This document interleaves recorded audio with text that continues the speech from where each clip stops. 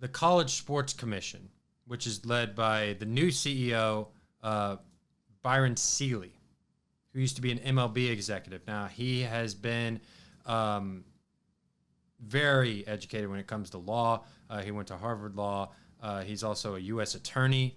But he was saying he does not really good luck with that and trying to fit the job.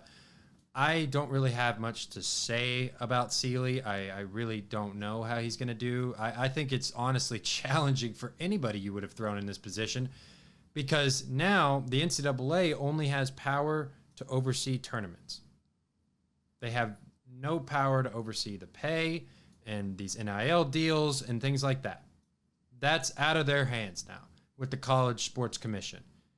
And they're going to be enforcing settlement rules, and they're going to be overseeing NIL deals. They are basically the executive office like a normal sports league. This guy is the commissioner, essentially, kind of. That's the thing that's weird about this whole thing, is because there's no yes or no clear-cut answer for any of these topics that I'm going to address. You know, what happens with the salary cap? How does that evolve over time? How do these other sports that are not getting all this money necessarily, how do they survive? I think that's the question, because we know football, we know basketball, they're going to be there long term. Those two sports are completely safe. And he brought up a good point. You know, women's sports.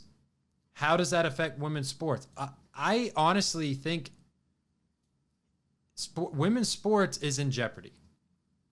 And especially with what I just mentioned earlier, with Title IX being in question, the equal pay is impossible. You can't do it. And are these schools really going to put a lot of money into women's sports if football is the forefront of this? I think basketball could suffer too for some schools. I mean, there's some schools that are, basketball heavy school, like a Duke. They're probably going to put most of their money into basketball, but I mean, football is still important too. I mean, you got to put some kind of effort into the football team, and I think that's very difficult, especially when the NIL is basically it's just such a complex thing, because okay, let's give an example here. So I can clarify this. So the University of Texas, for example, they're planning on spending 35 to 40 million on its football roster, including the 20.5 million in revenue sharing. And then there's additional NIL from the Texas One Fund. And you've got Arch Manning, who's a 6.6 million NIL valuation. And he's independent of the university. So, like, the NIL deals that are currently in place now do not have to get overseen by the College Sports Commission, from what I understand. I think in the future, after this season, that's when stuff is going to have to get approved. NIL deals of over $600 are going to have to get approved by the College Sports Commission. And there's also another governing body that is going to be overseeing NIL deals. NIL Go. They are also a part of this as well. That's what I read. And the problem is there's a lot of NIL deals that are being used to pay for their rosters. That's almost essentially a luxury tax. If you think of it in a professional sports scheme, the problem with this whole system is they don't have anything developed yet. They don't have a players association. They don't have a CBA in place, which I think is probably going to come in the future. They have to have some kind of bargaining agreement.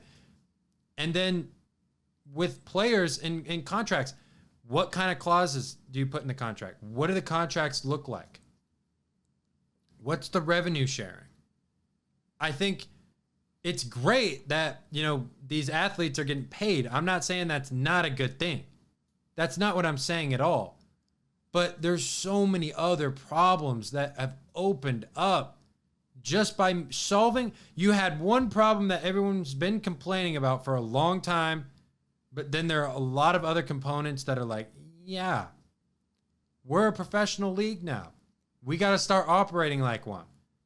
But we're trying to quickly adjust on the fly of how to assemble a professional sports league. You can't do this. You can't do that. It's not efficient. It's not smart.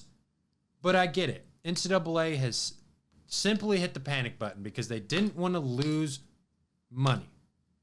They didn't want to. And Feinbaum also said there's more lawsuits that are going to come, which I don't know what those entail either.